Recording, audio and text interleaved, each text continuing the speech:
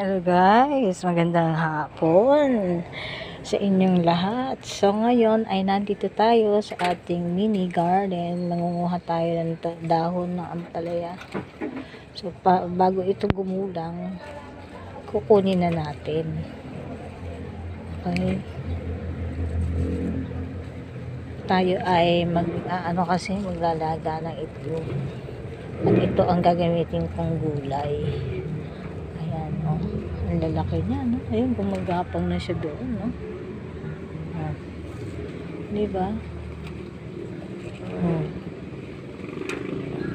Ayan. Nandun siya sa baba. So, ito pa. Oh, yung talbos ko. May ginagawa ko kasi dito sa bahay. Kaya, itabi muna natin ito. Sayang, kawawa eh. Dali ganan.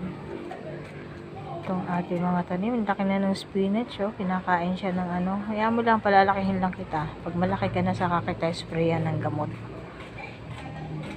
Ayan, oh. Laki na ng okring. Oh, diba?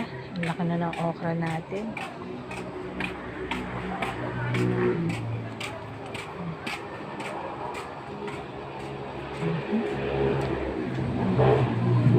Daming dahon, di lang nandun sa labas.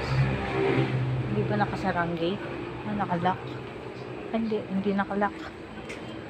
Nalabas tayo. Kukuha tayo ng dahon. Ito yung ating ampalaya nakabalot, oh. Para hindi anuhin ang peste, kainin. Wow! Ang dami niya. Diba? Ang sarap manguha ng ganito eh. So, ang dami na oh.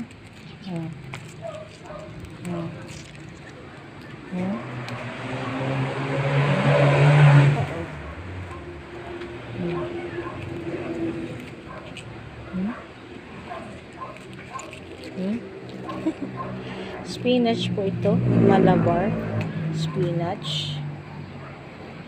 Magandang gawin yung salad ito. Yes. Diba? Wala na. Ginawa na yung mga dahon. Ito pa oh. Nakakatuwa. Ang laki na nila. Mabilis nilang lumaki. Ayan. Wala. Nakalbo na. Nakalbo na yung palaya. Kawawa ka naman.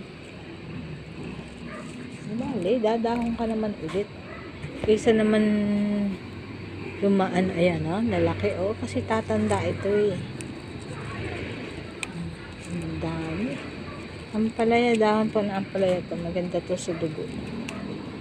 Ito, layo na nang narating mo ah. Ang layo na. Meron pa isa dito, nasan ba yun? Ito siya. So, anyway, mamaya na lang po ulit.